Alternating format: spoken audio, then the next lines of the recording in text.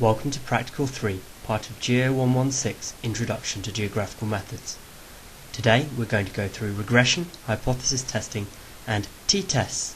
We covered regression in lecture 4 and we're going to add to this with hypothesis testing and t-tests, which we covered in lecture 5. If you need a refresher on these methods, then I do recommend revisiting the lecture slides. As always, there is a brief lecture recap as part of this video, which, if you don't want to listen to, you can continue on with the practical. As for the last practical, all data is on MOL. In addition, if you have any issues with some of the things which rely on knowledge gained over the previous weeks, ask for help or look at the relevant practical document. So today, we're going to learn how to perform regression in Excel and interpret our results. We're going to build our knowledge of hypothesis testing by performing t-tests and again interpreting the results.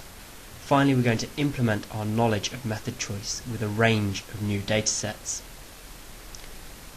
If you don't want to listen to the lecture recap, you can close the video and continue on with the practical, or skip to the next video. Regression attempts to describe the relationship between variables in a more detailed manner. This is distinct from correlation, which only gives us the strength of a relationship between variables, usually in the form of only one number. Regression is the relationship between an independent variable, x, usually plotted on the x-axis, and a dependent variable, y, which is plotted on the y-axis. The bivariate form has this form, where b0 is the intercept, b1 the slope, and u the error. With most linear regression models, we often omit the error, which gives it our more familiar y equals mx plus c form, where m is the gradient and c is the intercept. So on a graph, regression is denoted by the regression line, like the figure below. And beside this regression line, you will often find a value called r squared. This is the regression coefficient that gives us our description of how well a particular dataset fits its regression model. For example, if we obtained a value of 1, it has a perfect linear fit. A value of 0.6 doesn't have a perfect linear fit. The remaining 0.4 represents the error associated with that linear fit. In addition, with regression come residuals, and a residual is essentially a form of error. It estimates the difference between our predicted regression line, indicated by the red line in the image below, and the real value. And we can also plot residuals on a separate graph, which can be helpful to determine where the errors in the dataset lie. For example, in these below, there is a 100% change in y, which can be explained by the change in x. We have perfect linear relationships in each case of r squared equal to 1. Here we have a regression line drawn between an independent variable, advertising dollars, and our dependent variable, sales. We can extend our regression line to make assumptions about area which we have no physical data. For example, extrapolation. However, this does not assume that the same process or model is valid.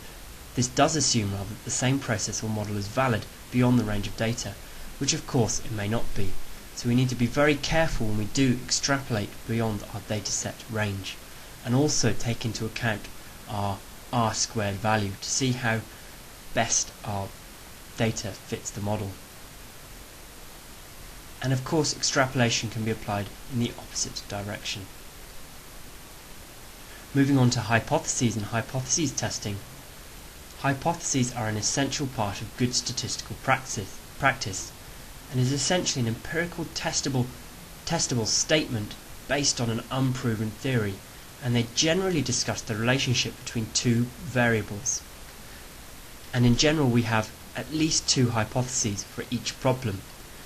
The first, termed the null hypothesis, or H0 for short, is termed there is no real relationship between the variables being investigated. You may also see this commonly referred to as no significant difference. Alternatively, we have the alternative hypothesis, or research hypothesis, referred to as H1. In this instance, we call it there is a real relationship between the variables being investigated, or there is a significant difference between the variables being investigated, dependent on the type of statistical test that you perform. Here we have the two-sample t-test. Its purpose is to test the significance of difference in means of two samples of a quantitative variable, and the samples refer to two different sets of a nominal scale variable. For example, do men drink more than women?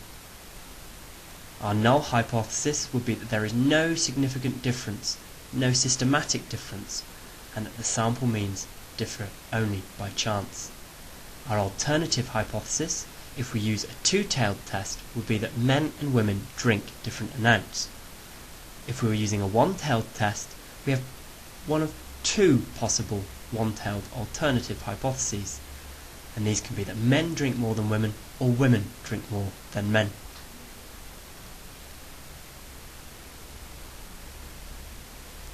How does the two-sample t-test work? First, we calculate the difference between the sample means. We then calculate the standard error. We calculate our test statistic, and if H0 is true, this test statistic follows the t-distribution. The complete equation below indicates the incorporation of all of these parts. Following this, either by hand or use a computer, we compare our test statistic with the tabulated critical value of t for our chosen significance level, which commonly is p equal to 0.05, i.e. there is a 5% chance that our value could be determined to be a result of random variation about the mean. We reject H0 if our observed t statistic exceeds our critical t value. Otherwise, we can't reject it and we have to accept H0. Most of the time, our software gives us these values automatically, so we no longer have to use our critical values and our t-tables in conjunction. And again, this follows the same process as before.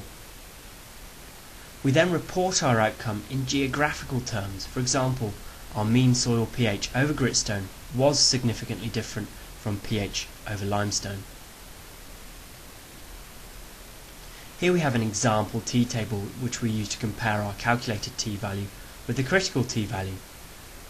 This uses our degrees of freedom, which is the number of samples in sample set 1 added to 2 minus 2.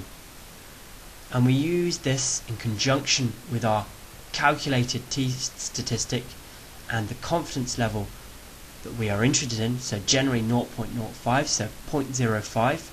And this table also gives us our one-tail and two-tail values as well. But today we're going to use Excel to give us these values automatically. If samples are clearly right skewed, we could take logarithms before doing a t-test or use a non-parametric t-test, for example Mann-Whitney. If samples have some other non-normal distribution or are very small, we can similarly use the Mann-Whitney test.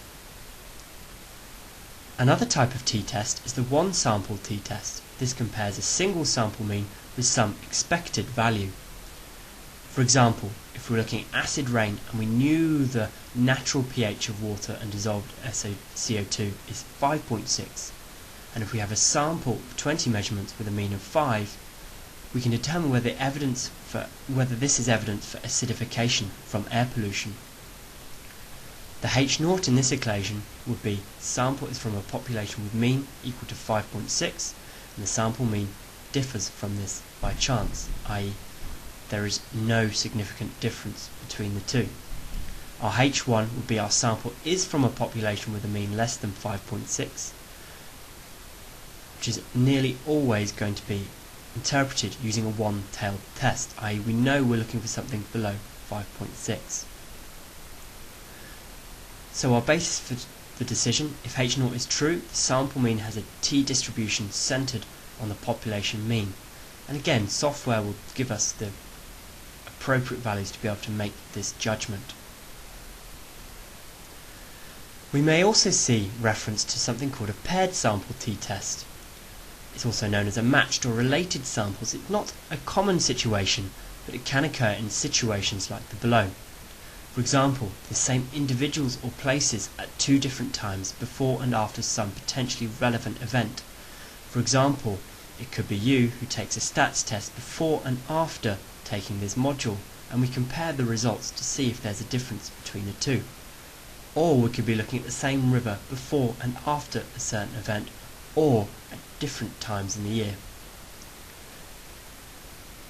We could also be referring to matched pairs of individuals which are similar in all respects except the one defining the two samples. For example, educational psychologists comparing abilities of identical twins who have been brought up separately or educated differently.